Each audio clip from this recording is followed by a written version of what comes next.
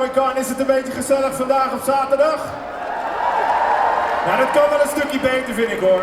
Utrecht, laat je horen! Jullie weten wie er nu aankomt, toch? Dus ik zeg, Utrecht, laat je horen! Oké dan, mijn naam is Brainpower en de next guest is een British-Irish actor. Dus ik switch nu even over naar Engels. Als jullie vragen voor hem hebben, kan je zo meteen alvast in de rij gaan staan, want ik denk dat jullie best wel veel vragen hebben. Handtekeningen, selfies, al die dingen gebeuren daar op de Guest Square. Ik zit er zelf ook, maar nu gaan we door met de volgende gast. And this next guest is a British-Irish actor. So much I can say about him. He was in Star Wars, The Rise of Skywalker. Any Star Wars fans? Mildly? Any Star Wars fans? Any Marvel fans? He was in Wolverine, X-Men Origins. Yeah. Some people like Lost. He was in Lost as well. He has his own podcast with Billy Boyd, The Friendship Onion. En waar zijn allemaal Lord of the Rings fans? Nee, wacht even. Waar zijn allemaal Lord of the Rings fans? Oké dan. You may know him best as Mediadoc Mary Brandenburg. Ladies and gentlemen, give him a round of applause and a warm welcome, the one and only, the legendary Dominic Monaghan!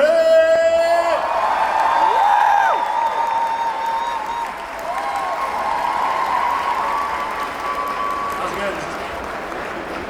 How you guys doing? So great to see you, man. Oh, nice to see you too. Thanks, bro. And so we're just gonna do a little short conversation, and then the people are gonna want to ask you some questions, and I'll moderate the Q&A. But before we talk about your extensive career, just take us back and where did it start for you? Because I heard you always wanted to be an actor, right? Is that correct? Yeah, I think I did.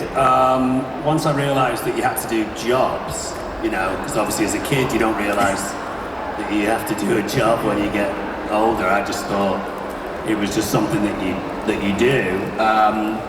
So I think by the time I was probably 7, 8, something like that, I had seen Star Wars, the original one, 1977, New Hope. And then the weekend after that I saw Indiana Jones. And I was aware that Han Solo was also Indiana Jones, but I was really confused by that. Right. I didn't understand how you could be both people. And then I asked my dad. I said, "Hey Dad, how come he's Han Solo in space, but then he's also Indiana Jones in a tomb?" And my dad said, "Oh well, he's an actor. He puts on a hat, and he's Indiana Jones, and puts on a blaster, and he's Han Solo." And at that point, it was like a light bulb. I was like, "Oh, okay, I'll do that." So that's kind of how it was for me. And can you say that it was somewhat of a calling for you, or was it more like, boom, I just want to do this? Yeah, I don't think I'd be very good at anything else, really. I'm quite interested in art, and I'm obsessed with films and TV and stuff like that. And I was always kind of a mimic when I was a kid, always mimicking my parents or my teachers or famous people. When I was younger, I thought maybe I'll be an impressionist, but there's no money in being an impressionist, So I became an actor instead. And then I gotta ask you, as a hip-hop artist myself, you were in one of Eminem's videos, Love the Way You Lie. What was it like, man? This is probably a question 1,000 people ask you, but I want to know. Yeah, we were just talking about it backstage, actually. It's just one of them phone calls that you get in your life where you just kind of think, oh, great, I had that phone call when the Lord of the Rings thing happened, and then also when I was lucky enough to do Star Wars, your agent calls you and says, "Do you want to do this? Would you like to be in Star Wars?" And I was like, yeah, of course, who wouldn't want to be in Star Wars? And it was the same with Eminem. I was a massive fan of Eminem. We were listening to Eminem's first album, Slim Shady LP, when we were doing Rings. I got Elijah into Eminem. He wasn't a big fan of Eminem, and I was like, "Oh, you don't be sleeping on Eminem. This guy's incredible. He didn't really know what he was all about." And then I was supposed to be in a film with a director called Joseph Kahn. I was friends with him. He just called me on like a Thursday or a Friday and say, "Hey, I'm shooting an Eminem video, and we're looking for like the main guy." do you want to be that guy? And I was like, that's all I need to know. I don't care about getting paid. Yes. I don't care about where it is, what I have to do, because they shaved my head for it. I was like, I just want to work with Eminem, so that's how it worked. Quickest yes ever. Yeah, it really was. Nice. It really was. I can understand, man. I opened up for him in 2001 during the Marshall Mathers LP. Yeah, in Rotterdam. Yeah, amazing. That was amazing. So that's great, man. And another thing I'd like to know, you played Chris Bradley in X-Men Origins Wolverine, a Bolt Maverick. Bolt, yeah. What was that like, man, to go into that whole, that's typically the thing that you were after once you decided you wanted to be an actor. You could be different characters. Yeah. And everybody knowing you from the Lord of the Rings thing, and then you, all of a sudden you pop up in the Marvel universe. What was that like? Yeah, again, it's another one of those very easy yeses. I had become friends with a few people because Lord of the Rings was made by New Line Cinema. And then when New Line Cinema kind of disbanded and kind of broke apart, some of those people would go work for different companies. And one of those people that were relatively high up at New Line went and worked for the production company that made X-Men. And again, just kind of called me up and said, do you want to be in X-Men? I was a big fan of Hugh Jackman. I loved his work, specifically a Darren Aronofsky film called The Fountain, which was kind of like not very well kind of received, but I absolutely love that film. And again, they were just like, do you want to go to Sydney, Australia for a couple of months and work with Hugh Jackman? And I was like, who wouldn't want to do that as an actor, you know? Yeah. Controlling electricity and all that kind of stuff is kind of fun. Crazy. I love that film too. That's a good movie, man. Yeah. Yeah. And then obviously we got to touch on Lost. Charlie Pace, that's the character. I mean, you were in how many seasons? A bunch of them. I was in 3, and obviously the show went for 6 seasons. I came back every season. But I was in the first 3, left at the end of season 3, and then came back every season after that. And again, I mean, you know, I've been very lucky in my career to do some jobs that it's kind of like a pinch me moment. Because I'd never been to Hawaii, had no reason to go to Hawaii, and then when you get a job there, it's like, oh cool, I get a chance to, you know, live in a place where chameleons are running around and you can surf and things like that. So it was great. Great, man. And then is that the connection with J.J. Abrams that was made there? Because you were also in The Rise of Skywalker. Yeah, that's how I met J.J. I think J.J., like a lot of people in the business, I think J.J. was a fan of Rings. You know, he respected what Peter Jackson had done technically. Charlie Pace, the character that I played, was actually like a 50-year-old guy when they originally were thinking of the guy. He was almost like a Jimmy Page, Robert Plant kind of character. He'd been there and done that. He'd already had a rock career. And then when I went in, I think they thought, well, what if it's someone who's had like a little taste of a rock and roll career, but then it gets taken away from them because they end up being marooned on an island. So when I first met JJ, we didn't talk about Lost at all. We didn't talk about the role. He didn't ask me to read or anything like that. We sat around and talked about English comedy. So we talked about Eddie Izzard, we talked about Stephen Fry, we talked about Monty Python, we talked about John Cleese, Fawlty Towers. Wow. Yeah, and I came out of that meeting and my agent said, how did it go? And I was like, I think it went okay, but I didn't read anything. I didn't read a script. They didn't ask me to audition. And he was like, okay. And then a couple of weeks later, they were testing everyone. And there was 2 of everyone. So there were 2 Jacks, 2 Kates, 2 Sawyers, 2 Hurleys. There was only 1 Charlie, which was me, that they were testing. And I saw JJ in a corridor. And I was like, hey, there's 2 Jacks, there's 2 Kates, there's 2 Hurleys. There's only 1 Charlie. And JJ said, yeah, don't fuck it up. And then walked out. I was like, ooh, good. Yeah. So that meeting was really a conversation of 2 connoisseurs or film lovers, really. I think JJ's just a massive fan of, like a lot of people, like I am too, of like English comedy, and we just kind of had a rapport. And then once he did The Force Awakens, I was like, oh JJ, can I just play a stormtrooper, or can I just be in the background? I don't care. And JJ's like, okay, we'll see what we can do. And it didn't happen in that one. And then the second one, he was like, listen, Bad Robot's just making it, I'm not directing it. But then when I found out he was directing the 3rd one, I was like, Jay, come on. I've been hanging on for like 3 years. He was like, okay, let me figure something out. And that's how you became Beaumont Kin. Yeah. You just have to bribe people and everything. You know what I mean? But that was crazy. I love the fact you're in Star Wars as well. Yeah, me too. I mean, look, Star Wars isn't my favorite film. It's one of my favorite films. I think Apocalypse Now is my favorite film of all time. But Star Wars is the reason I'm an actor. You know, I saw Star Wars, asked my dad, started to think about becoming an actor. So it's the most influential film in my life. Right. So when your agent calls you based on a personal relationship with the director and says, hey, there's an opportunity for you to be in Star Wars, no one is saying no to that opportunity. Do you know what I mean? Just like, okay, what do I do? Yeah, no, it's crazy. It's nice, and it's beautiful that you're actually experiencing the range that you were inspired by, seeing Harrison Ford doing Han and Indy, and then now you're doing it yourself. Basically. Yeah, and it's kind of a pinch me moment. You know, I'm on set with Chewbacca, or you're on set. I had a beautiful moment with R2-D2. It sounds kind of silly, but we did a scene, C-3PO and R2 and Chewie and Oscar and Daisy and John, they're all in this scene, in this massive studio, and then JJ says, okay, we completed that scene, we're going to go over here, like all the way over there to the other side of the convention center, to do this other scene.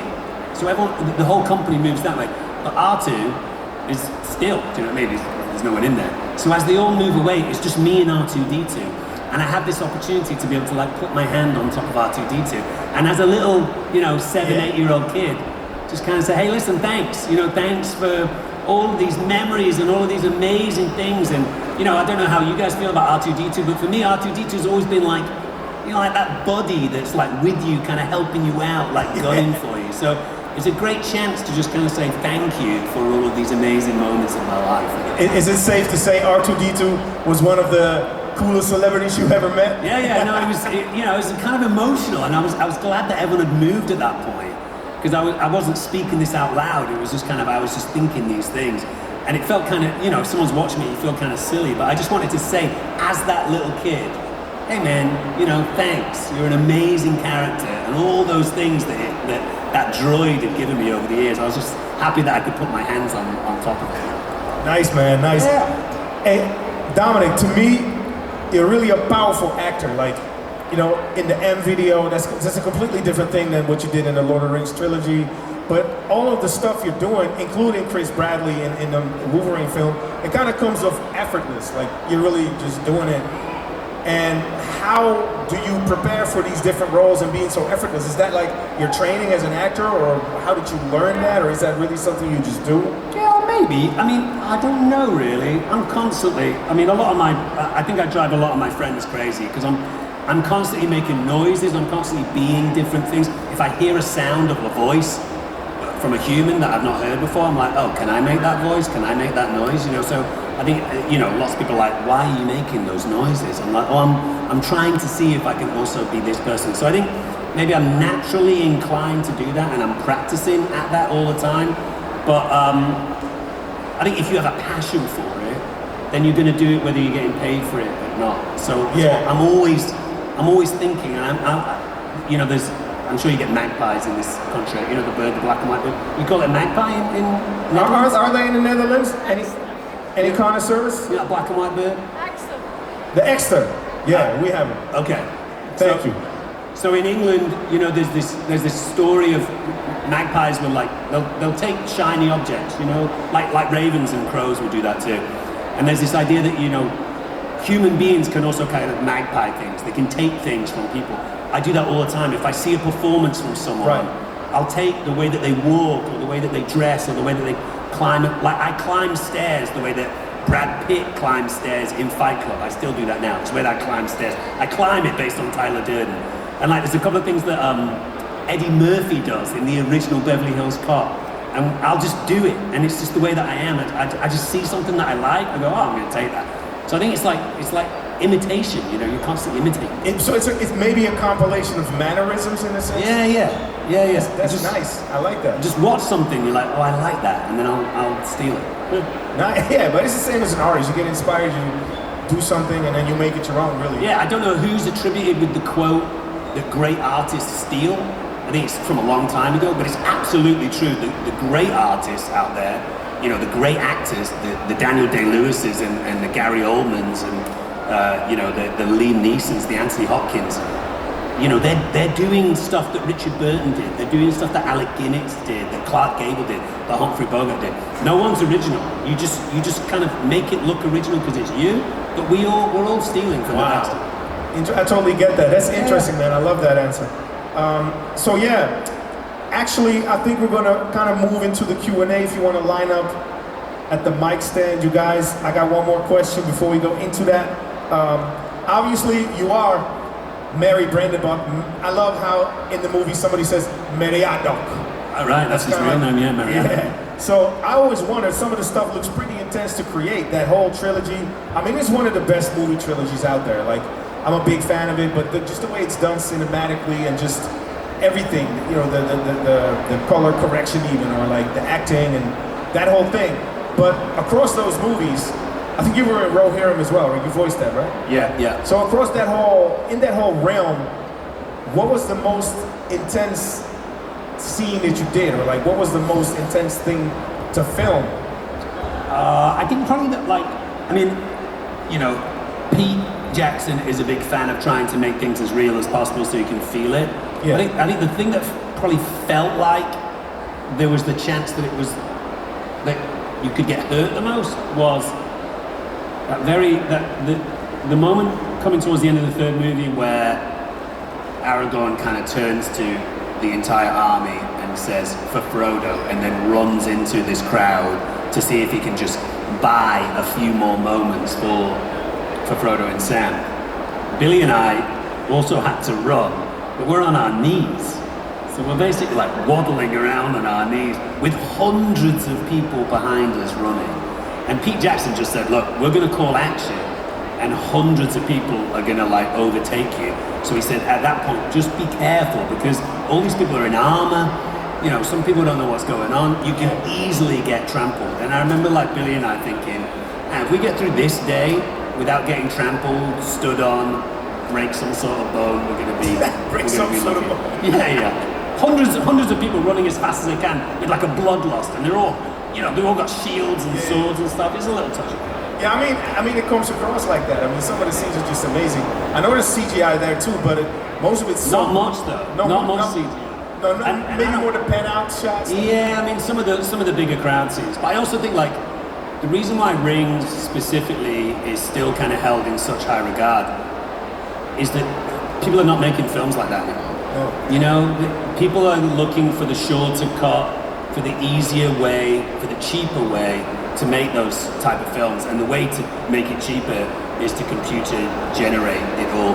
But the audience feels it. They feel that it's not real. Peter Jackson made sure, like, I want hundreds of people, at least hundreds of people, if not thousands of people, you know, in those scenes, so that it feels real, you know, there's a difference. And you can't fake that, and that's actually interesting. I wasn't going to talk about it, but if you look at AI, I'm definitely not against it. I think we should work with it, but at the same time, it's like AI doesn't really have a point of view, and you know, Peter Jackson's point of view is palpable throughout the whole trilogy, and you guys as actors as well. I don't believe you can teach a robot that, a point of view. You know? Yeah, I agree. And also, like, you know, from Pete Jackson to his production team, to his writers, to the cast and the crew, obviously, everyone absolutely revered those books. Do you know what I mean? It was like the Bible. If you had a problem with a scene, or you were confused, or you didn't know what was going on, or Pete Jackson and his team weren't sure what to do next, you'd always refer to the book. So it's a massive amount of respect and love for that book. That's great, to have respect and love like that for the original story. Yeah. That's amazing. That's a great ingredient. Yeah. So let's move into the Q&A. First question for Dominic Monaghan in the building. Make some noise for Dominic, ladies and gentlemen. Hi. Thank you. That's very sweet. Hello. Welcome. Thank you. I was wondering what it was like for you, in a very different way, working with the cast of Critical and voicing Archibald in The Legends of Vox Machina Season 1. Yeah, that was really cool. You know, I've been lucky enough to play Dungeons and Dragons a few times, like with friends and stuff, and then obviously I had a chance to meet those guys and realize just what an incredible world they've created. And then I did a Call of Duty game where I played like a bad guy in this Call of Duty game, and one of the people in the cast of the Call of Duty game was also in the Critical Role team. And they were like, would you be interested in playing a voice in this? And I was like, yeah, of course. Just that fan base is amazing. And then I also said to them, because Billy Boyd and I are consistently getting confused with each other. I was just sat signing stuff, and I would say probably 10 people asked me to sign something that Billy had said, you know, it comes in pints, and I'm like, I don't say it comes in pints. And they're like, yeah, you do. I'm like, no, I don't. That's the other guy, that's the Scottish guy. So I said, can I play a Scottish guy? Because Billy and I are consistently confused for each other. So we may as well just continue to be confused for each other. But wow. And then I think Billy played a voice as well. Is it in season 2? I said to them, you've got to get Elijah and Sean, and then you complete the whole set like Pokemon. Thanks. Thanks. Next question. Hey, how you doing? Hello. Hi. What was one of your favorite memories with the cast when you were on the set of Lord of the Rings? You know, we spent a lot of time with each other outside of work. Obviously, when you're at work, there are the stresses of, you know, being at work and being in wigs and feet and knowing your lines and hitting your marks and all that kind of stuff. So that's fun, obviously, being at work, and the fact that you can do it with friends is really cool. But I think the favourite memories are the times away from work. We all went to Australia together, myself, Elijah, Orlando, and Billy went to Australia together. And then myself and Billy went on to Thailand together while we had a little break for Christmas. So that was fun. We all learned to surf together, which is an extremely kind of bonding experience, you know, because you're falling over or you're hurting yourself or you're looking stupid or, you know, you catch a wave, which is great. So the fact that you can all do that as friends, I think those type of memories are the things that I remember the most. Probably like having late night dinners or surfing or going on holiday together. Thank you. Thanks. Great. Nice question. Next one. Oh, dressed like a hobbit. I was wondering, you mentioned in the interview just now about this magpie behavior. Yeah. Did any of the Lord of the Rings cast magpie anything of you, or did you magpie something of them? Well, I mean, Viggo's like effortlessly cool. So I think I probably stole quite a few kind of Viggo-isms at times. When Viggo was involved, you'll see it sometimes in like the DVD extras and stuff.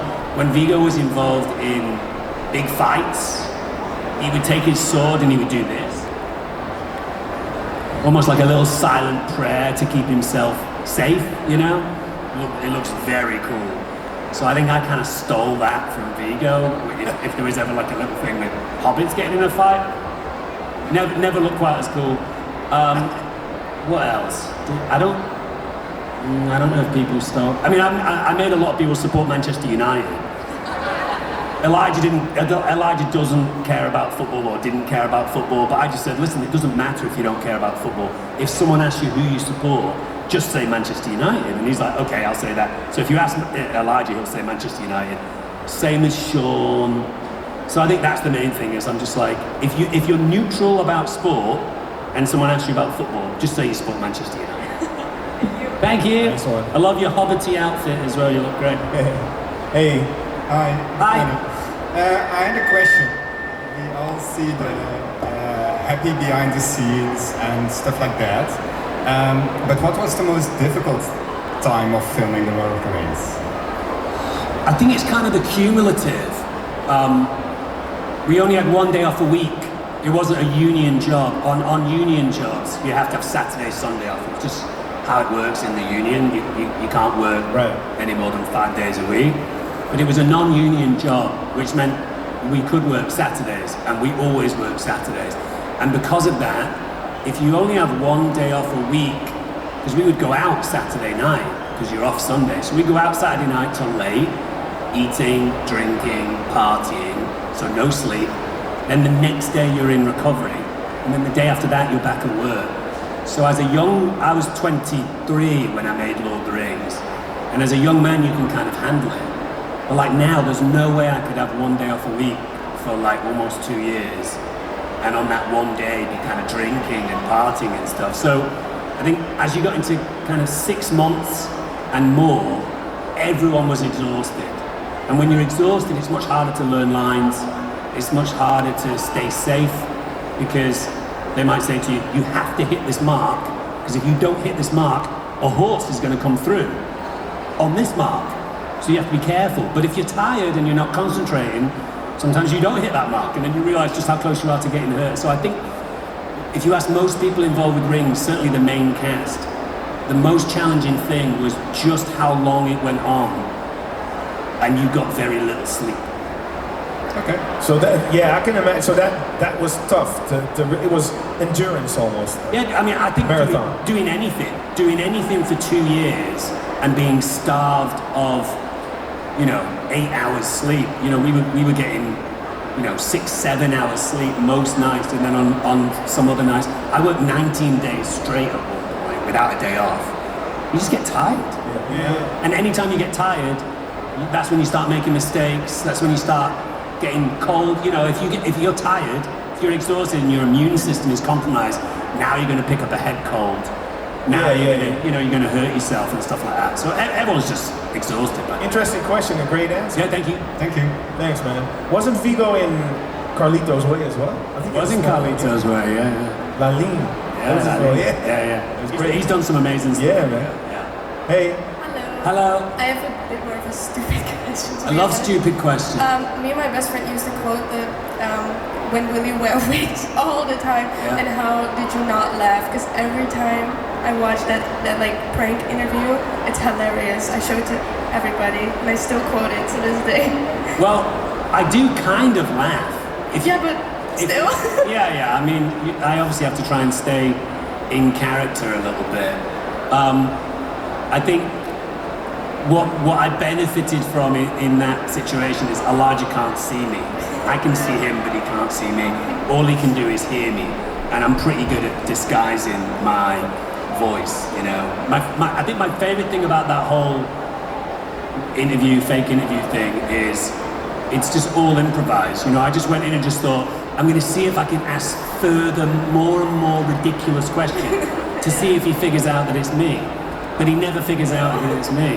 So it's become, that's the other great thing about the "When will you wear wigs" thing is you never know what's going to catch fire. If someone were to say to me, out of everything that you did in Lord of the Rings, what would catch fire? I might think, oh, it's stabbing the Witch King, or it's, this my friend is a pint, or, it's running away from the Balrog. But no, the thing that most people talk to me about with Lord of the Rings is when will you wear wigs, which is like, it's crazy. Okay. Thank you. When will you wear wigs? Then will you wear wigs? Hey. Hey, Dom, my brain power. Hi. So, my question is Lord of the Rings gaming related. I know you're a big League of Legends fan, right? Yeah. This is with Billy Boyd. Yeah. And there's like an RTS game, or Lord of the Rings oriented RTS game called Battle for Middle-earth. Did you ever play that one? Oh, I don't know it, no. Oh, dude, What is it why similar not to try League of it? Legends? It's like the same kind of way that you play it. Yeah, Is it it's like sort of like comparable to did you ever play the Warcraft games? Yes, I know Warcraft. Yeah, so like it's not like World of Warcraft where it's like an RTS, but more like or like an RPG, but more like an RTS game. And is it turn-based? Like you go and No, it is like real time, and you're in it as well, though. Oh, is that right? Yeah. Well, what's it called? Lord of the Rings what? It's called Battle for Middle-earth.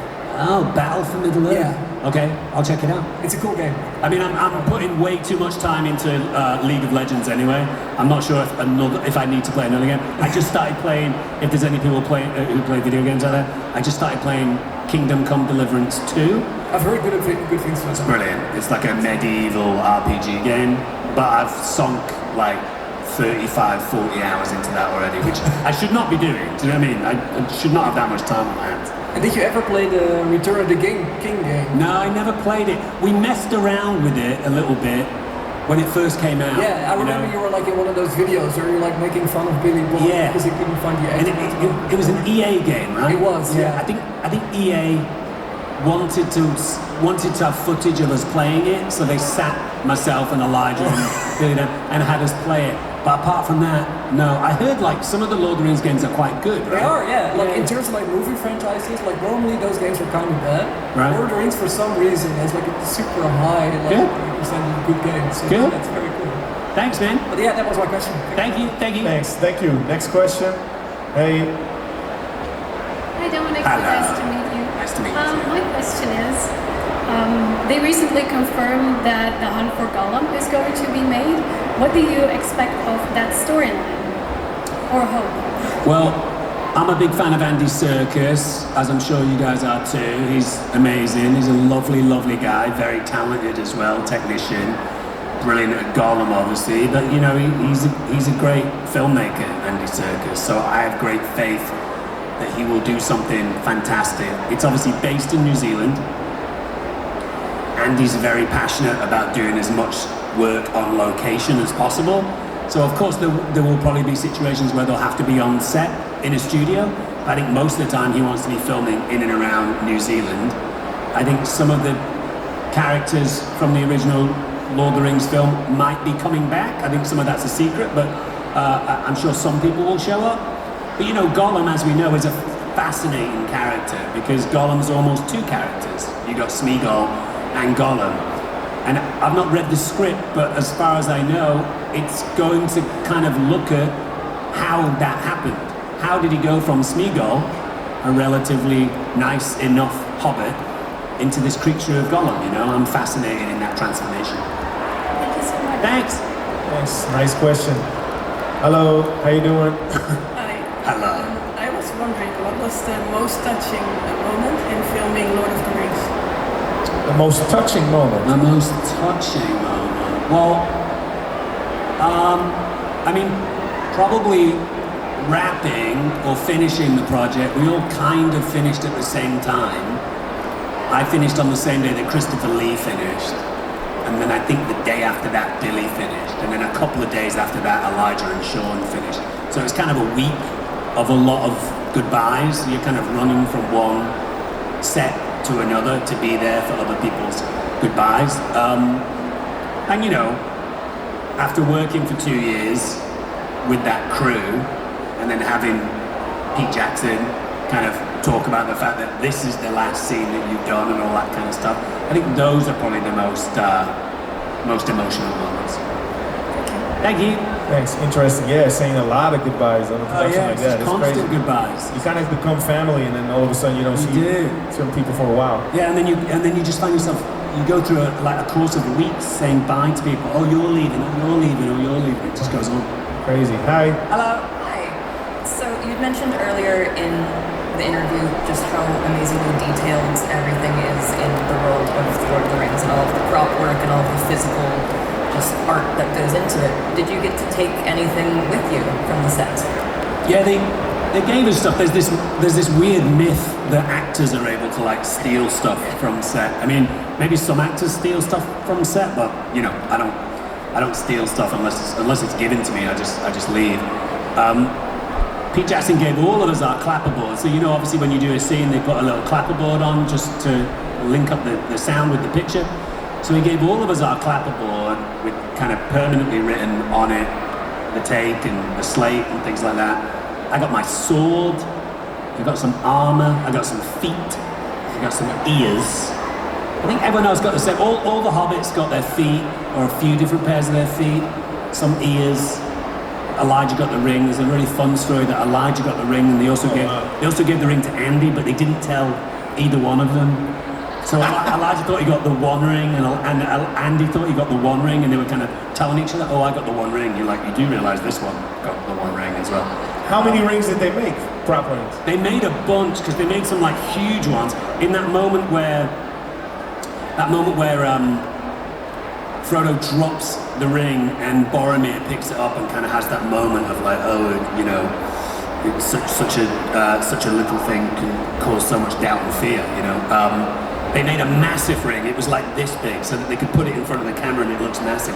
I think they probably made 20 or 30 different sizes of rings, but they gave Elijah and Andy two of the regular ones. Yeah. Great story, right? Thank you. Do you ever still wear the feet that you get? The feet are kind of they're made with like latex, you know, and they go a little crispy, they go a little crunchy, you know. Yeah, they crumble. So mine are in boxes. I gave one to my mum and dad, which is kind of in this little glass box, and I've got one in like storage. But they kind of degrade if you wear them. Nobody wants crispy feet, man.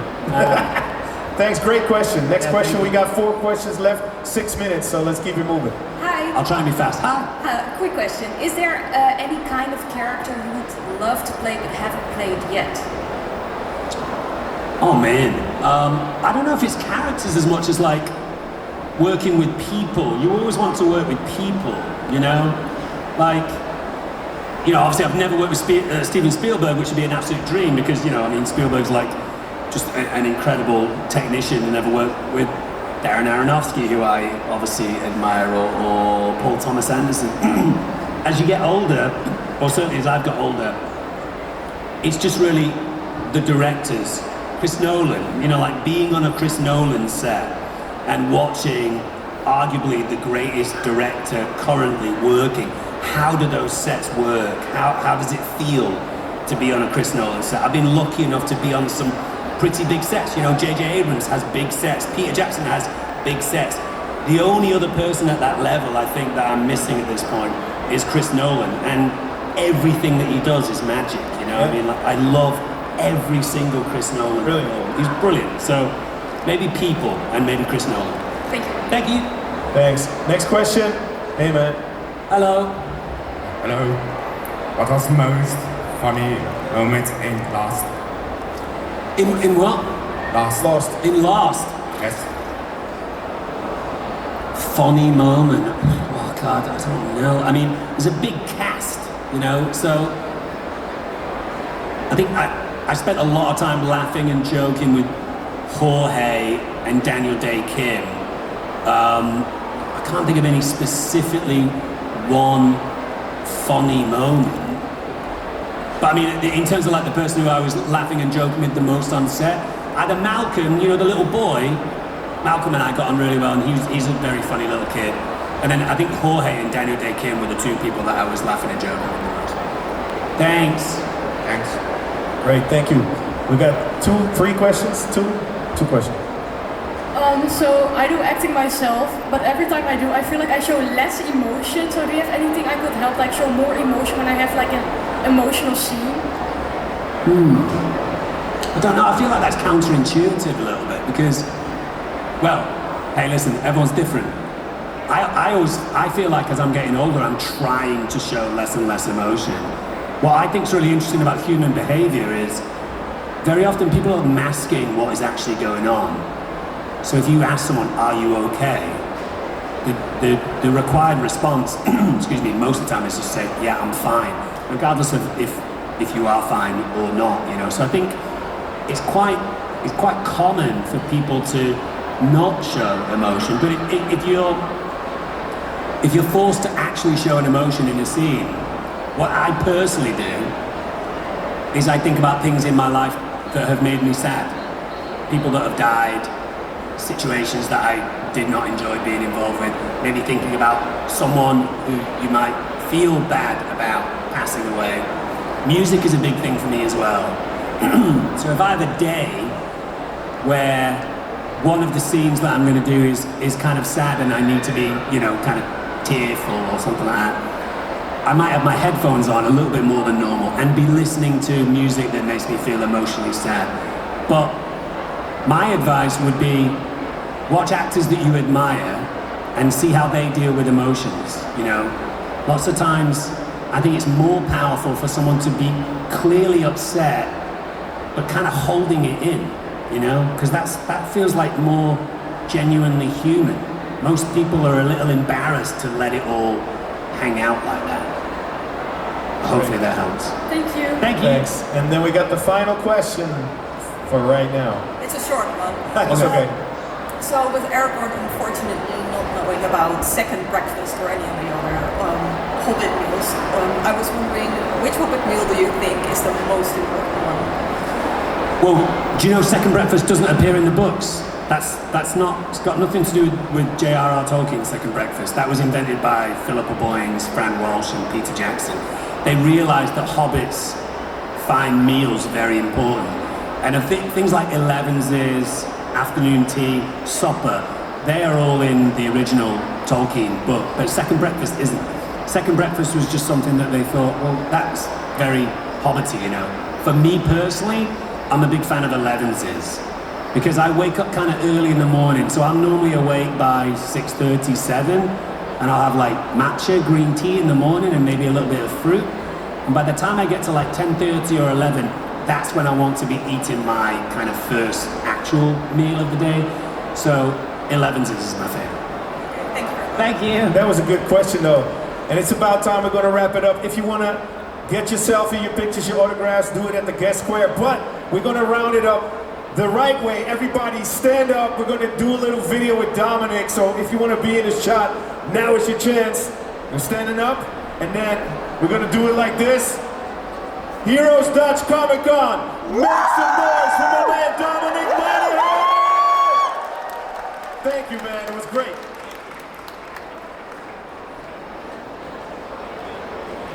Make some noise for Dominic, yo! Applaus, applaus, applaus. Dankjewel, jullie zijn geweldig.